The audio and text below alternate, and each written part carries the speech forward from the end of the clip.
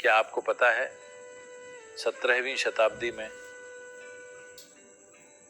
England में tuberculosis होना fashionable था? सच में हमने कुछ अद्भुत कवियों को खो दिया।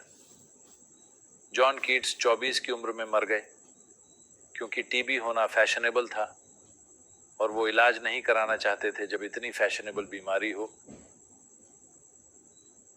इसी तरह आज कई दूसरी बीमारियां हैं जो फैशनेबल हैं।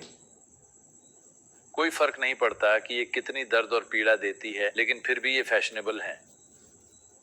पर इससे ये सही नहीं बन जाती। चुनाव सिर्फ इतना है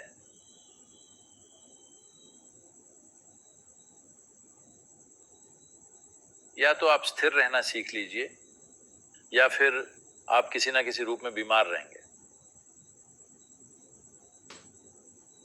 एक इंसान बीमार केवल इसलिए होता है क्योंकि वो स्थिर रहना नहीं जानता। अगर उसे स्थिर रहना आता हो तो भले ही शरीर सड़ भी रहा हो फिर भी वो बीमार नहीं होगा। अगर कोई जीवन और जीवन की प्रक्रिया को गौर से देखे तो उसमें गहराई में उतरना स्वाभाविक होगा क्या? और उसके मूल को छू लेना सफलता होगी। तो ध्यान कोई विकल्प नहीं है। ध्यान किसी के जीवन में कोई ख्याली कोशिश नहीं है। इंसान तभी सफल होता है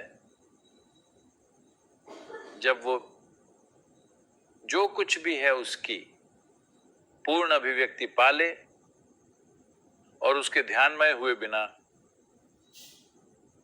ऐसा कभी भी नहीं होगा। जब मैं ध्यानमय कहता हूं तो जरूरी नहीं कि मेरा मतलब एक संगठित निर्देशित ध्यान प्रक्रिया से हो, लेकिन इंसान को ध्यानमय होना ही पड़ेगा, वरना वो कभी भी अपने अस्तित्व की प्रकृति को नहीं जान पाएगा। अगर आप ये भी नहीं जानते कि आपकी खुद की प्रकृति कैसी है तो पूर्ण अभिव्यक्ति प्राप्त करने का सवाल ही नहीं है।